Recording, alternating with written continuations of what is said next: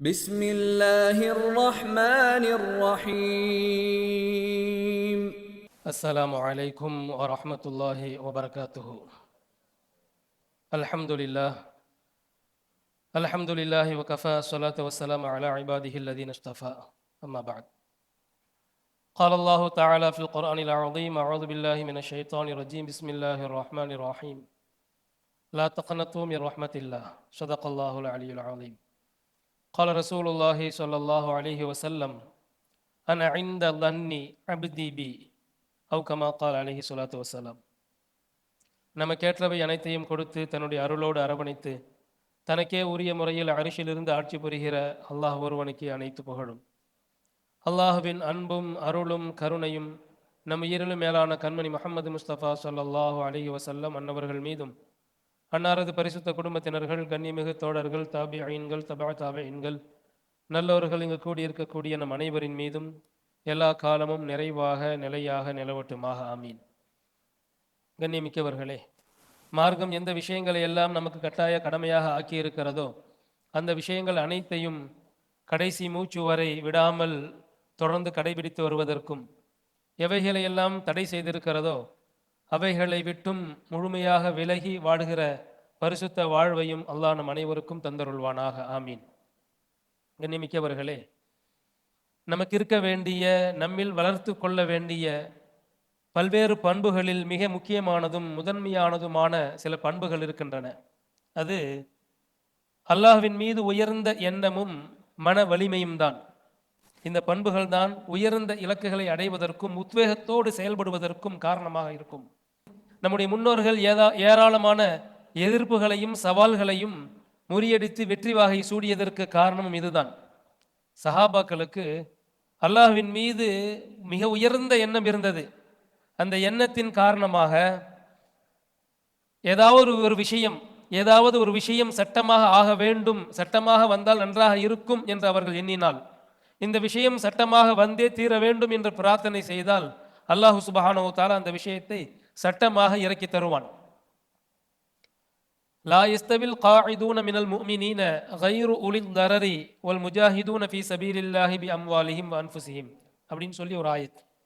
தங்களுடைய உடலாலும் பொருளாலும் இறை பாதையில் அறப்போர் புரிந்தவர்களும் அறப்போருக்கு வராமல் ஊரிலே இருந்தவர்களும் சமமாக மாட்டார்கள். இவர்களுடைய அந்தஸ்து வேறு, அவர்களுடைய அந்தஸ்து வேறு. இவர்களுடைய அந்தஸ்தை ஊரிலே இருந்து விட்டவர்கள் அடைந்து கொள்ள முடியாது என்று அவர்களை பழித்து அவர்களுடைய அந்த செயலை கண்டித்து ஒரு வசனம் இறங்கியது. இப்போ இங்கு இரு சாரார்கள் அவர்களை பற்றி அல்லாஹ் குறிப்பிடுகிறான். ஒரு சாரார் தங்களுடைய உடலையும் பொருளையும் அர்ப்பணிக்கக்கூடியவர்கள், இன்னொரு சாரார் ஊரிலே இருந்து விட்டவர்கள். அப்படி ஊரிலே இருந்து விட்டவர்களில் பலகீனமானவர்கள், இயலாதவர்கள், நோயாளிகளும் இருந்தனர். எந்த காரணமும் இல்லாமல் அறப்போருக்கு வராமல் இருந்தவர்களும் இருந்தனர். ஆனால் ஆயத்து பொதுவாக இறங்கியது ஊரில் இருந்தவர்கள், பழிப்பிற்குரியவர்கள், அந்தஸ்தை அடையாதவர்கள். இப்போ அதில் இருந்த உம்மு மக்தூம் ரலியல்லாஹு அன்ஹு அவங்களுக்கு இந்த வசனத்துக்கிட்டு ரொம்ப கவலை ஆயிடுச்சு. நாம் ஒரு இயலாதவர்களாக இருக்கிறோம், இயலாதவராக இருந்துக்கிட்டதுனால நம்மளால் போருக்கு போக முடியல, ஆனால் ஊரில் இருந்தவர்களை பொதுவாக படித்து சொல்லப்பட்டிருக்கிறதே அப்படின்னு சொல்லி நாமளும் அந்த பழிப்பிற்குரியவர்களில் வந்து விடுவோமா என்கிற ஒரு கவலை, ஒரு வருத்தம், அதோடு நபி ஸல்லல்லாஹு அலைஹி வஸல்லம் அவர்களிடத்தில் சென்று தன்னுடைய மனக்கவலையும் வருத்தத்தையும் முறையிடுகிறார்கள்.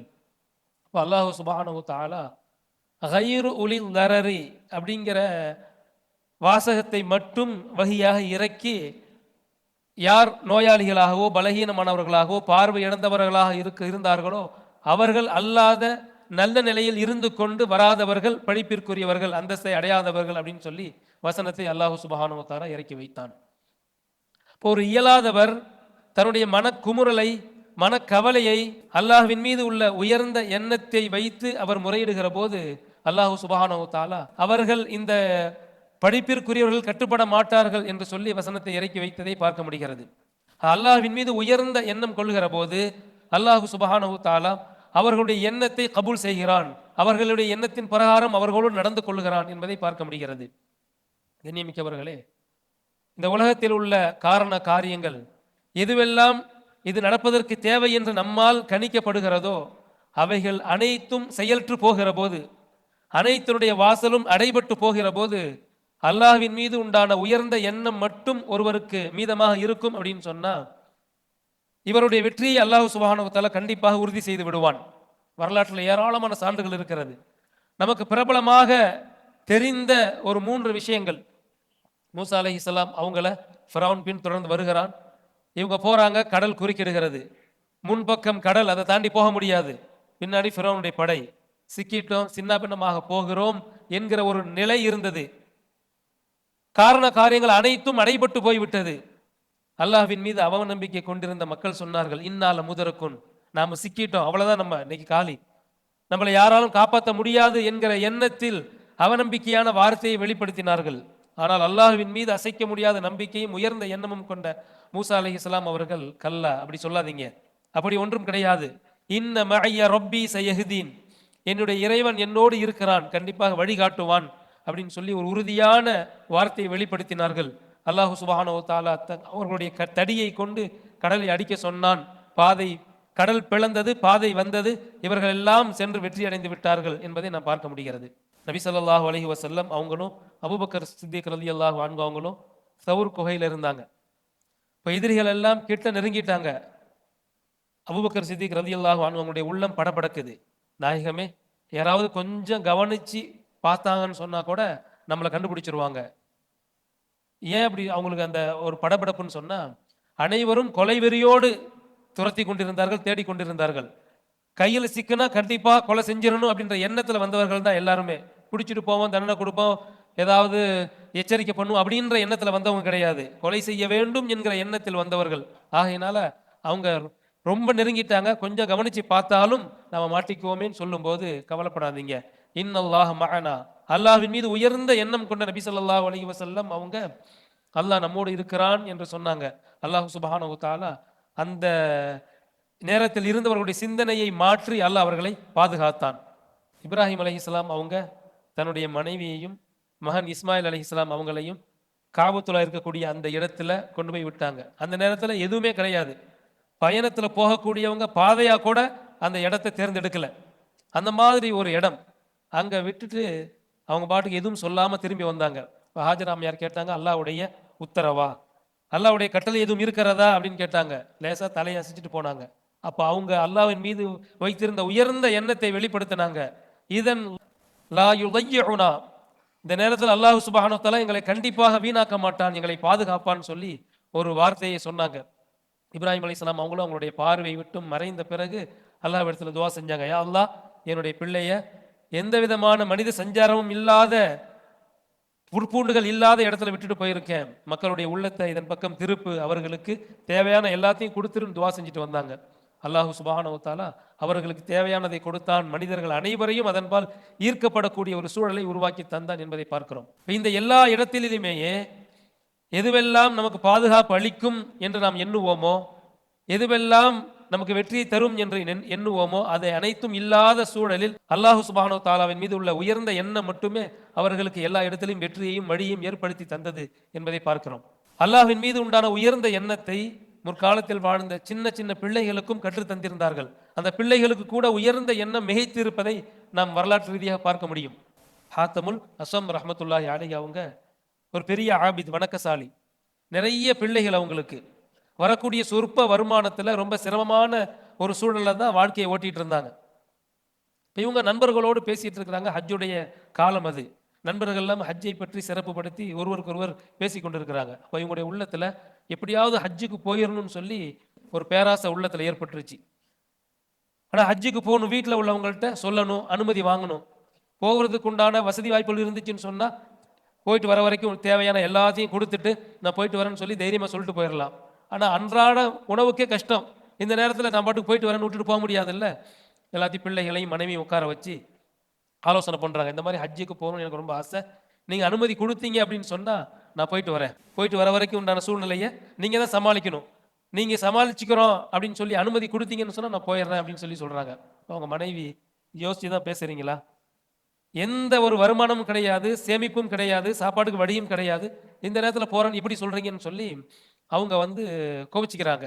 இப்போ இவங்க தன்னுடைய நிலையை நினைச்சு உட்காந்து அழுகிறாங்க.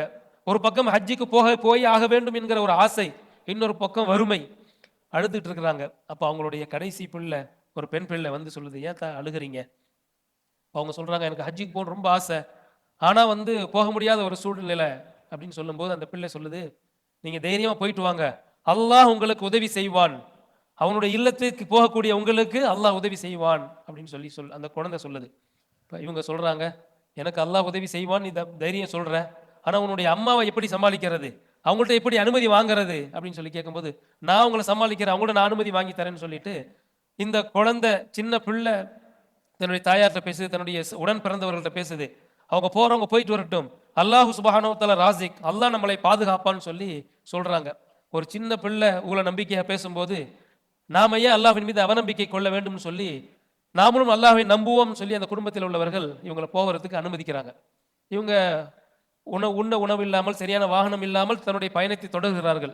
ஒரு பகுதியில் போய் தங்கும்போது அந்த பகுதியில் உள்ள அமீர் ஒரு பொறுப்புதாரிக்கு தேள் கொட்டிருச்சு, விஷம் இறங்கவே இல்லை. அப்போ இந்த பயண கூட்டத்தில் உள்ளவங்கள்ட்ட உங்களை யாராவது வைத்தியம் பார்க்கக்கூடியவர்கள் இருக்கிறீர்களான்னு சொல்லி கேட்கும்போது ஹாத்தமுல் அஸ்ஸம் ரஹ்மத்துல்லாஹி அலைஹி அவங்கள கூட்டிட்டு போறாங்க. அவங்க குர்ஆனுடைய வசனங்களை ஓதி அவர்களுக்கு வைத்தியம் செய்கிறாங்க. அவங்களுக்கு ஓதி பார்க்குறாங்க, அவருக்கு விஷம் இறங்கிருச்சு. அவர் சந்தோஷப்பட்டு இவருடைய நிலையை விசாரித்து இவங்க ஹஜ்ஜுக்கு போயிட்டு வர வரைக்கும் தேவையான அனைத்து ஏற்பாடுகளையும் செய்து தருகிறார். சந்தோஷமாக பெற்றுக்கொண்டு அல்லாஹ்விடத்தில் கையேந்துறாங்க. யா அல்லாஹ், எனக்கு ஏற்பாடு செஞ்சு கொடுத்துட்ட, உன்னுடைய இல்லத்துக்கு வந்துட்டு போயிட்டு வர வரைக்கும் உண்டான வாகனம், உணவு எல்லாத்தையும் ஏற்பாடு செஞ்சுட்டு, ஆனால் என்னுடைய குடும்பம் அங்கே, அவங்களுடைய நிலை என்னன்னு தெரியலையே, நீ தான் அவங்களுக்கு பொறுப்பெடுக்கணும்னு சொல்லி அல்லாஹ்விடத்தில் கையேந்துகிறார். இங்கே அவங்களுடைய குடும்பத்தார்கள் நிலை பார்த்தோன்னு சொன்னால், ஒரு நாள் ஆகுது சாப்பிட்றதுக்கு ஒன்றும் கிடைக்கல, 2 நாள் ஆகுது, 3 நாள் ஆகுது, பட்டினி.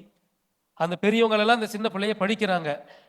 உன் பேச்சை கேட்டு நாங்கள் அவர் அனுப்பிச்சி விட்டா அவர் இருக்கும்போதாச்சும் ஏதாவது கொஞ்சம் நெஞ்சம் கொண்டு வருவாங்க, ஒரு நாளாவது சாப்பிட்டுட்டு இருந்தோம், இப்போ சுத்த பட்டினி, 3 நாளாக சரியான பட்டினியாக கிடக்கிறோமேன்னு சொல்லி ஆதங்கப்படுகிறார்கள்.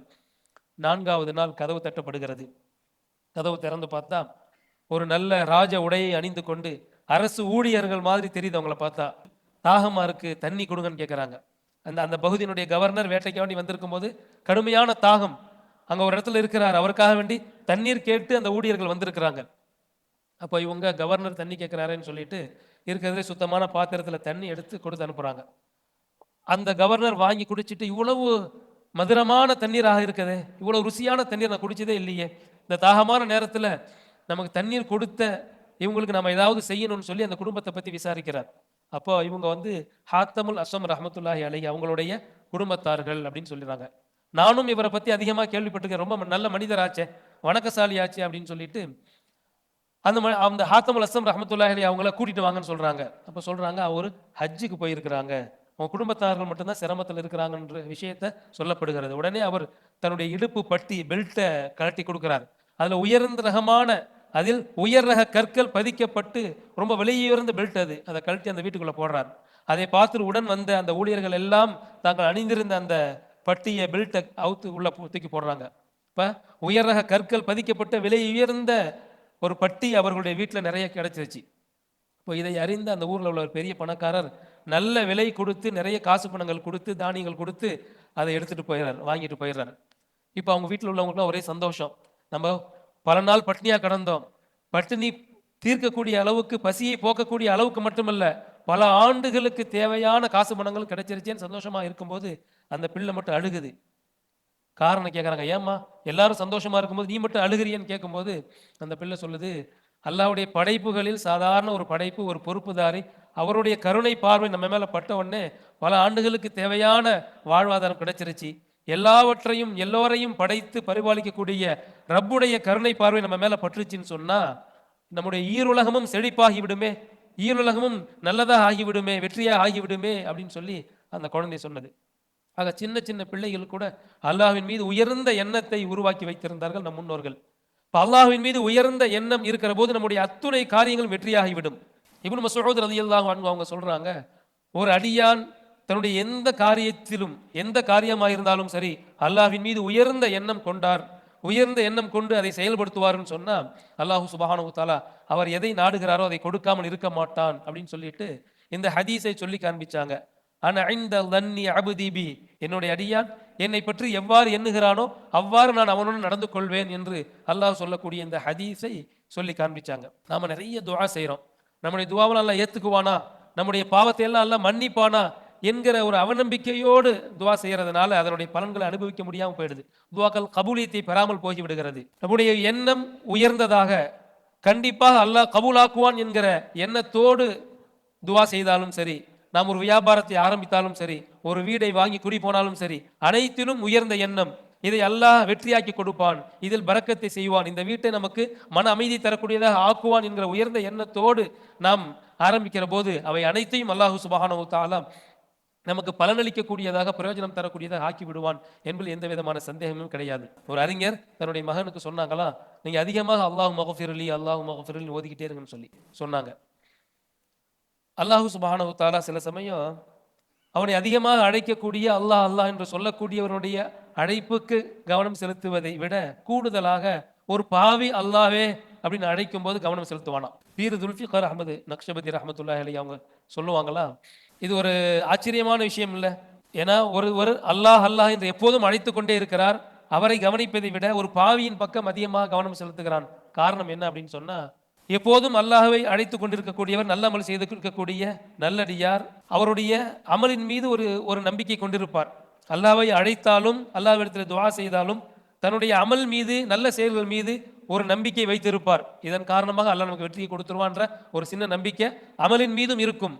அல்லாஹ்வின் மீது ஒரு பக்கம் நம்பிக்கை இருந்தாலும் அமலின் மீதும் ஒரு சிறிய நம்பிக்கை இருக்கும் அவர்கிட்ட. ஆனால் ஒரு பாவியை பொறுத்த வரைக்கும் அவரிடத்தில் எந்த நல்ல விஷயமும் கிடையாது. ஆகையினால முழுக்க முழுக்க அல்லாஹ்வை மட்டுமே ஆதரவு வைத்து அவர் அல்லாஹ்வை அழைக்கிறார். அதன் காரணமாக அல்லாஹ் கூடுதலாக அவர் பக்கம் கவனிக்கிறான்னு சொல்லி பீர் துல்ஃபிகர் அஹமது சாஹிப் அவங்க சொல்லி காமிப்பாங்களாம். இப்போ இதே நிலையில ஒரு பாவியான ஒருத்தர் எப்போ பார்த்தாலும் ஒஃப்ரானக்கன்னு சொல்லிக்கிட்டே இருப்பாராம். ஒஃப்ரானக்க யாலா என்ன மன்னிச்சிருன்னு சொல்லி அவர் சொல்லிக்கிட்டே இருக்கும்போது மௌத்தா போயிட்டார். அல்லாஹ் அவரை அதிகமாக கண்ணியப்படுத்தினான். அவருடைய மரணத்திற்கு பிறகு பல பேருடைய கனவுல அவரை நல்ல விதமாக காண்பித்தான். குஃப்ரானக அல்லாஹு மக்ஃபிர்லி அப்படின்னு சொல்லி அல்லாஹ்வின் மீது ஒரு உயர்ந்த எண்ணத்தோடு இதை மொழிந்து கொண்டே இருக்கிற போது கண்டிப்பாக மன்னிப்பை பெற முடியும். இப்போ அல்லாஹ்வின் மீது அந்த உயர்ந்த எண்ணம் அப்படிங்கிறது வாழ்நாள் முழுக்க இருக்க வேண்டும். குறிப்பாக மரணிக்கும் நேரத்தில், மரணம் வரை இந்த எண்ணம் இருந்து கொண்டே இருக்க வேண்டும். நபி ஸல்லல்லாஹு அலைஹி வஸல்லம் அவங்க சொன்னாங்க, லா யமூதன்ன அஹதுக்கும் இல்லா வஹுவ யுஹ்சினு தன்ன. அல்லாஹ்வின் மீது நல்லெண்ணம் கொண்டவராகவே உங்களில் ஒவ்வொருவரும் மரணிக்கட்டும், மரணமாகட்டும் சொல்லி நபி ஸல்லல்லாஹு அலைஹி வஸல்லம் அவங்க சொன்னாங்க. பாகையினால தான் நம்ம மரணிக்கும் போது அருகில அல்லாஹ்வின் மீது உயர்ந்த எண்ணம் கொண்டவர்கள் அருகில் இருக்க வேண்டும். நம்முடைய குடும்பத்தார்கள் நல்லவர்கள் இருக்க வேண்டும். அவங்க சொல்லணும், அருகில் இருக்கக்கூடியவங்க மௌத்தாக்கூடியவரை பார்த்து அல்லாஹ் உங்களை மன்னிப்பான், உங்களுக்கு சொர்க்கத்தை தருவான், உங்களுக்கு நல்ல மௌத்தை தருவான்னு சொல்லிக்கிட்டே இருக்கணும். இப்போ ஒருவருக்கு இனி இவர் பிழைக்க மாட்டார்னு சொன்ன ஆஸ்பத்திரியிலே வச்சிட்டு இருக்கிறது புத்திசாலித்தனம் இல்லை. ஏன்னா அங்கே தனிமையில் இருப்பார். யாரும் அவருக்கு நல்ல விஷயங்களை சொல்லி தருவதற்கு இருக்க மாட்டாங்க.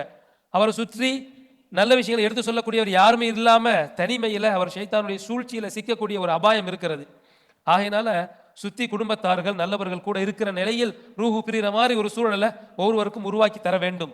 யஸீத் இப்னு அஸ்வத் அப்படின்னு சொல்லி ஒருத்தவங்க நோயாளியாக இருக்கிறாங்க. அவர்களை நலன் விசாரிக்கிறதுக்கு ஹையான் அபின் நதுர் அப்படிங்கிறவங்க போறாங்க. போகும்போது வாசிலத் இப்னு அஸ்கா ரலியல்லாஹு அன்ஹு அவங்கள பார்க்குறாங்க. இப்போ வாசிலத் இப்னு அஸ்கா ரலியல்லாஹு அன்ஹு அவங்களும் அந்த யஸீத் இப்னு அஸ்வத் அவங்கள தான் நோய் நலம் விசாரிக்க போறாங்க. அப்போ ரெண்டு பேரும் சேர்ந்து அவருடைய வீட்டுக்கு போறாங்க. போய் அவரை நலன் விசாரிக்கிறாங்க. அப்போ அவர் வாசிலத் இப்னு அஸ்கா ரலியல்லாஹு அன்ஹுடைய கையை பிடிச்சி இழுத்து அவங்களுடைய உள்ளங்கையை தன்னுடைய முகத்தில் வச்சுக்கிறாரு, தன்னுடைய நெஞ்சில் வச்சுக்கிறாரு. காரணம் என்னன்னு சொன்னா, இந்த கை நபி ஸல்லல்லாஹு அலைஹி வஸல்லம் அவருடைய கரம் பற்றி பையத் செய்த கை, நபி அவர்களுடைய முபாரக்கான கரத்தில் பட்ட கை அப்படின்னு சொல்லி அந்த பரக்கத்தை அடைவதற்காக தன்னுடைய முகத்திலும் நெஞ்சிலையும் வைத்துக் கொண்டார்.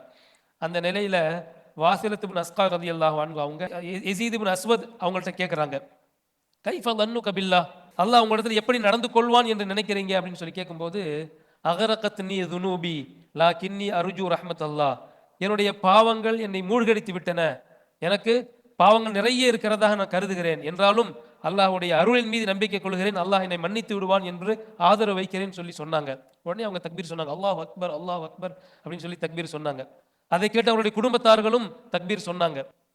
அப்போ சொன்னாங்க, ஒரு அடியார் அல்லாஹ் தன்னோடு எவ்வாறு நடந்து கொள்ள வேண்டும் என்று எண்ணுகிறாரோ அதை அவர் ஆசைப்படட்டும் எண்ணட்டும் சொல்லிவிட்டு ஆனா ஐந்த லன்னி அபிதீபி என்கிற ஹதீஸை நபி ஸல்லல்லாஹு அலைஹி வஸல்லம் அவர்களிடத்திலிருந்து கேட்டதாக அந்த நேரத்தில் சொல்லுகிறார்கள்.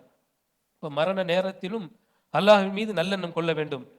ஒருவர் மரண நேரத்தில் அல்லாஹ் என்னை மன்னிப்பான், என்னை கபூல் செய்வான், என்னுடைய என்னை உயர்ந்த அந்தஸ்தில் வைப்பான், உயர்ந்த சொர்க்கத்தை தருவான் என்கிற எண்ணத்திலேயே அவர் மரண நேரத்தில் இருந்தார் அப்படின்னு சொன்னா அதை அல்லாஹ் கபூல் செய்து அவருக்கு மன்னிப்பையும் உயர்ந்த அந்தஸ்தையும் சொர்க்கத்தையும் தருவான். நம்ம பிரபலமாக கேள்விப்பட்டிருக்கக்கூடிய ஒரு நிகழ்வு தான் ஹஜ்ஜாஜ் இப்னு யூசுப். பெரிய அநியாயக்காரர், வாழ்க்கையில் நிறைய கொலைகள் செய்திருக்கிறார். அவர் மரண நேரத்தில் இருக்கும்போது அவங்களுடைய தாயார் வந்து அவங்கள்ட்ட சொல்றாங்க, கேட்குறாங்க, நீ நிறைய கொலைலாம் பண்ணியிருக்க, அநியாயம் பண்ணியிருக்க, உன்னோட அல்லாஹ் எவ்வாறு நடந்து கொள்ள வேண்டும் என்று ஆசைப்படுகிறாய் அப்படின்னு சொல்லி கேட்குறாங்க. அப்போ ஹஜ்ஜாஜ் தன்னுடைய தாயார்கிட்ட திருப்பி கேட்டாரு, சரி அல்லாஹ் நடந்து கொள்வது இருக்கட்டும், அல்லாஹ் என் சம்பந்தமான பொறுப்பை உன்னிடத்தில் கொடுத்து விட்டால் நீ என்னோடு எவ்வாறு நடந்து கொள்வாய் அப்படின்னு சொல்லி கேட்கிறார். அப்போ அந்த தாயார் சொன்னாங்க, நீ என்ன அநியாயம் செஞ்சாலும் நான் பெத்த பிள்ளையாச்சே, உன்னை எப்படி என்னால் தண்டிக்க முடியும், எப்படி உன்னை என்னால் தண்டிக்க முடியும், அதனால் நான் மன்னிச்சிருவேன் அப்படின்னு சொல்லி சொல்றாங்க.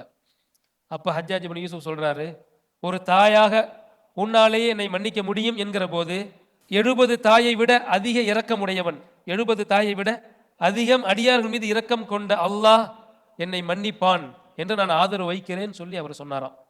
அப்ப பெரும் பெரும் அநியாயம் செய்தவர்கள் கூட மரண நேரத்தில் அல்லாஹ்வின் மீது இந்த அளவு ஆதரவு வைத்திருக்கிறார்கள் என்கிற போது அல்லாஹ்வை முழுமையாக நம்பி பெரும்பாவங்களை விட்டும் தவிர்த்திருக்கக்கூடிய நாம், ஏதோ அமல்ல சில சில பலகீனம் இருந்தாலும் பெரும்பாவங்களை விட்டும் தவிர்த்திருந்து நம்முடைய சிறிய சிறிய அமல்கள் மீது ஆதரவு வைத்து அல்லாஹ் நம்மளை மன்னிப்பான் என்று ஒரு நிலையோடு வாழ்ந்து கொண்டிருக்கக்கூடிய நாம் அல்லாஹ்வின் மீது உயர்ந்த எண்ணம் வைக்கிற போது அல்லாஹ் நம்ம மேல இறக்கப்பட மாட்டானா? நம்முடைய அமல்களுக்கு அதிகப்படியான கூலியை தரமாட்டானா? கண்டிப்பாக தருவான். ஆகையினால அல்லாஹ்வின் மீது உயர்ந்த எண்ணம் கொண்டவர்களாக நாம் வாழ வேண்டும். குறிப்பாக ரமலானை நாம் அடைய இருக்கிறோம். ரமலானில் அல்லாஹ்வின் மீது உயர்ந்த எண்ணம் கொண்டவர்களாக நாம் அமல் செய்ய வேண்டும். ரமலானுடைய ஹதீஸை நபி அவர்கள் சொல்லுகிற போது கூட, ஈமானோ வஹ்திசாபன் குஃபிர லஹு மா தகத்தம் மின் தம்பிக்க, அல்லாஹ்வின் மீது உறுதியாக நம்பிக்கை கொண்டு அவன் கூலி தருவான் என்கிற ஆதரவோடு யார் ரமலானில் அமல் செய்கிறார்களோ, நோன்பு நோக்கிறார்களோ, இரவு வணக்கம் புரிகிறார்களோ, அவருடைய கடந்த கால பாவங்களை அல்லாஹ் மன்னித்து விடுகிறான் என்று நபி ஸல்லல்லாஹு அலைஹி வஸல்லம் அவர்கள் சொல்லி இருக்கிறார்கள்.